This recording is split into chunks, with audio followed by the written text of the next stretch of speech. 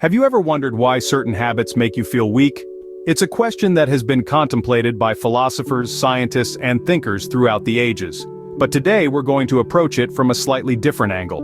We're going to explore this topic through the lens of Buddhist philosophy, a tradition known for its profound insights into the nature of the mind and the cultivation of inner strength and resilience. Buddhism offers us a unique perspective, a way to understand how our habits, our actions, even our thoughts can contribute to feelings of weakness.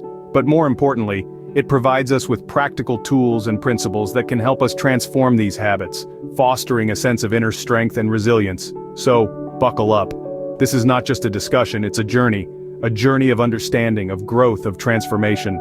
Prepare to embark on a journey of self-discovery and transformation. Firstly, let's explore the concept of detachment. In our lives, we often get attached to specific outcomes. We set our hearts on a particular result, and when it doesn't pan out the way we expected, we're left feeling weak and disappointed.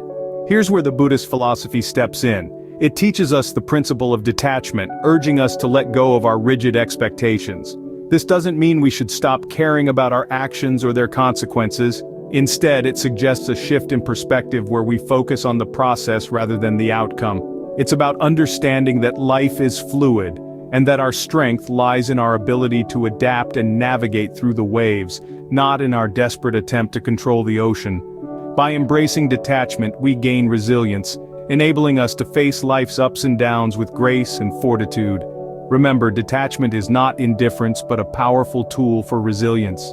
Secondly, we tackle the issue of resistance to change. It's a common human tendency, isn't it? We find comfort in predictability, in the familiar. But life, as we know, is anything but predictable. This resistance to change can often leave us feeling vulnerable, even weak. Enter the Buddhist concept of impermanence. It's the understanding that everything, every experience, every emotion, every person is transient. Like a river, life is in a constant state of flow, and we are but travelers on its ever-changing course. When we embrace impermanence, we foster resilience. We learn to flow with life's currents instead of against them. We become more adaptable, more open to the possibilities that change brings. It's as if we're trading in our old brittle armor for a flexible, resilient suit. In this dance with life, it's crucial to remember, in the constant flow of life, impermanence is our only constant. Thirdly, let's discuss the habit of constant judgment and criticism. This habit, while seemingly harmless, can erode our emotional strength over time. Imagine carrying a load of negativity, each judgment and criticism adding weight. It's exhausting, isn't it? But what if there's a way to lighten this load? Enter the Buddhist principle of compassion. Compassion is like a soft light that illuminates our shared human experience, reminding us of our interconnectedness. It's an antidote to judgment. Instead of focusing on differences, compassion encourages us to see the similarities, the shared struggles, the common dreams. When we replace judgment with compassion, we're not just changing our worldview, we're fostering emotional resilience, creating a mental space where understanding thrives and negativity withers. We're nurturing our emotional strength, making us less prone to the weakening effects of criticism and judgment. Remember, compassion is a strength, not a weakness. Fourthly, we delve into the issue of egocentric thinking. This is a common trait that binds us to a narrow perspective, where we perceive ourselves as separate entities with fixed identities. However, Buddhist philosophy encourages us to transcend this illusion. It advocates for the understanding that the self is not a solitary, static entity, but rather a dynamic part of an ever-changing, interconnected universe. This perspective shift can have profound implications on our sense of strength and resilience. By moving away from self-centered thinking, we begin to realize that our actions impact others and, in turn, the world around us. We become more conscious of our decisions, fostering a sense of responsibility and inner strength. We become more tolerant, understanding, and compassionate, not just towards others, but also towards ourselves. In the grand scheme of things, we are all interconnected. Fifthly, let's discuss the concept of surrender. In Buddhist philosophy, surrender is not synonymous with defeat. Rather, it's a transformative power that involves accepting reality as it is. The key is to stop resisting or denying what's happening around us or within us. When we resist reality, we create unnecessary suffering for ourselves. This resistance often arises from our fear of loss, uncertainty, or discomfort. However, by practicing surrender, we can cultivate a sense of peace and emotional resilience. Surrendering doesn't mean giving up. It means letting go of the illusion of control and opening ourselves up to the ebb and flow of life. It's about acknowledging our emotions, our circumstances, and our limitations without judgment or resistance. When we embrace the power of surrender, we strengthen our mental and emotional resilience. We become more adaptable, more accepting, and more at peace with ourselves and the world around us. Surrender is not defeat, but the acceptance of what is. Sixthly, we tackle the fear of failure. Fear of failure. It's a common hurdle we all encounter. It can paralyze us, hold us back from reaching our full potential, or even trying new things. But what if we could shift our perspective? This is where the Buddhist concept of a growth mindset comes into play. In Buddhism, failure isn't seen as a dead end. Instead, it's viewed as a valuable lesson, a stepping stone on the path to enlightenment and personal growth. It's an opportunity to learn, to improve, and to become stronger. Embracing a growth mindset means understanding that our abilities and intelligence can be developed. It's about valuing the process over the end result and seeing challenges not as insurmountable obstacles but as opportunities for growth and learning. So the next time you face a setback, remember this Buddhist wisdom. Failure is not the end but a stepping stone to growth. Seventhly, we explore the futility of controlling everything. In the grand tapestry of life, it's all too easy to cling to the illusion of control, to believe that we can shape every thread to our liking.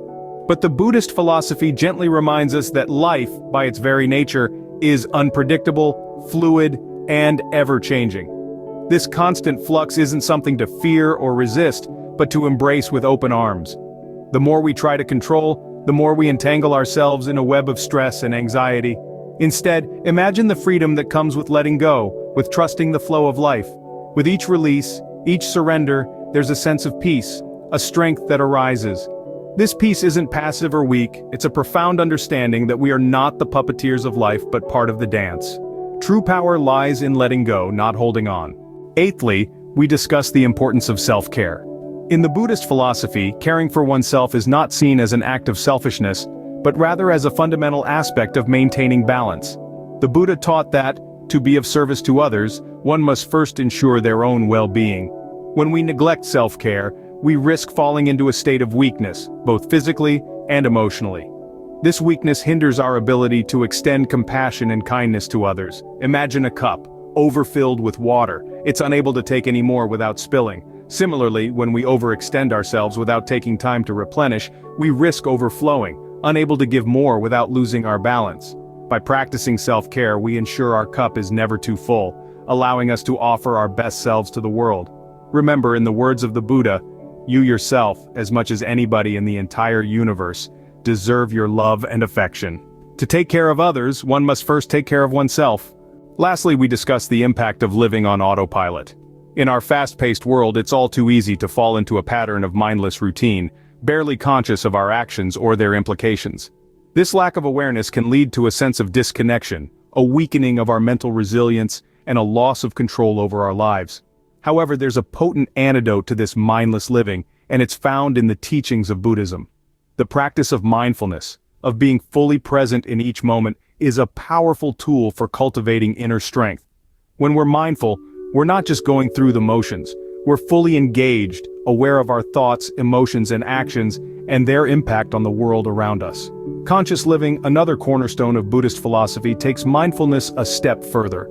It encourages us to make deliberate, thoughtful choices, to live in harmony with our true selves and the world around us.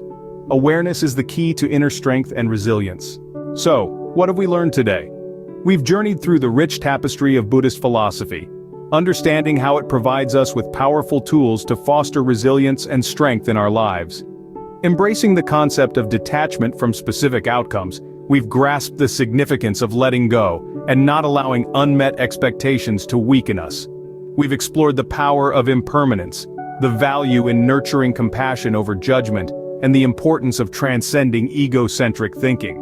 We've discovered the wisdom in surrender, the courage in embracing a growth mindset, and the peace that comes from relinquishing control. We've underlined the necessity of self-care and the balance it creates between compassion for ourselves and others. Finally, we've delved into the practice of mindfulness, cultivating awareness for inner strength.